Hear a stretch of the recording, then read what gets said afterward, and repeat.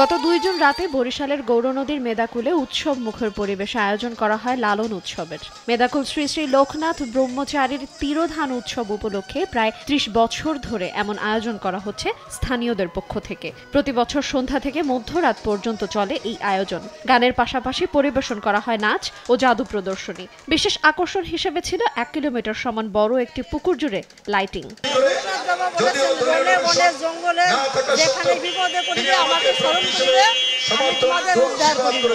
এখানে হিন্দু মুসলিম সবাই আমরা একসাথে পূজা উপভোগ করি, দেখাশোনা করি।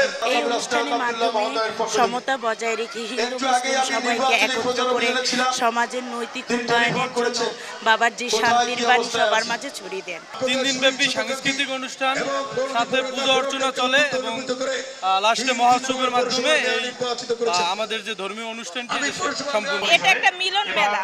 এখানে আসলে আমার ছোটবেলার বান্ধবী বা আত্মীয় স্বজন সবার সাথে দেখা হয় এবং খুব আনন্দ উপভোগ করি। প্রতি বছর এরকম অনুষ্ঠান চাই এবং এর থেকে ভালো আরো যাতে হয় সেটাও চাই।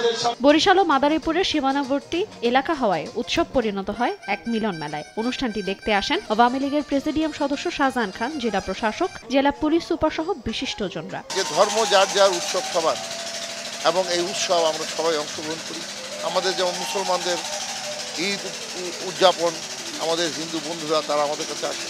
আবার হিন্দুদের বিভিন্ন অনুষ্ঠানে আমরা গিয়ে থাকি। শুধু হিন্দু নয়, প্রত্যেক বৌদ্ধ খ্রিস্টান যারা আছেন তাদের অনুষ্ঠানে আমরা অংশগ্রহণ করে থাকি। এর মধ্য দিয়ে আমরা আমাদের পারস্পরিক যে সংহতি প্রকাশ, পরস্পরের প্রতি যে সংহতি, সেটা আমরা প্রকাশ করি। আমরা যে ধর্মেরই হই না কেন, প্রত্যেকটি ধর্মের যে ভালো দিকগুলো সেগুলোকে যদি আমরা জীবনে অনুসরণ করি, তাহলে কিন্তু আমরা প্রত্যেক মানুষের সেবাও দিতে পারবো এবং নিজেরাও কিন্তু একজন মানুষ হিসেবে আমরা প্রতিষ্ঠিত হতে পারবো। আমাদের এই আয়োজনটা প্রতি বছরই হয়। বাংলা পঞ্জিকা অনুসারে 19শে জ্যৈষ্ঠ হয়ে থাকে। শ্রী শ্রী লোকনাথ ব্রহ্মচারী এটা তিরোধান উৎসব, অর্থাৎ আমরা যদি বলি মৃত্যুবার্ষিকী। তিনি যখন মারা যান, তিনি বলে গেছেন তার ভক্তবৃন্দকে যে তার মৃত্যুবার্ষিকী তিরোধান উৎসব হিসাবে ধুমধামভাবে করার জন্য।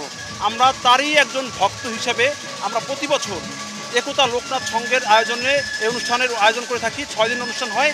আমাদের প্রতি বছর লালন গীতি, বাউল গান, কবি গান, রামযাত্রা সহ শ্রীপদ ভগবত পাঠ সহ বিভিন্ন ধরনের অনুষ্ঠান হয়ে থাকে।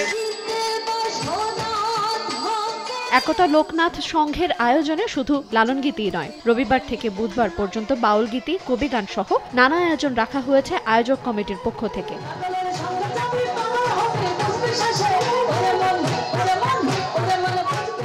সময় সংবাদ, বরিশাল।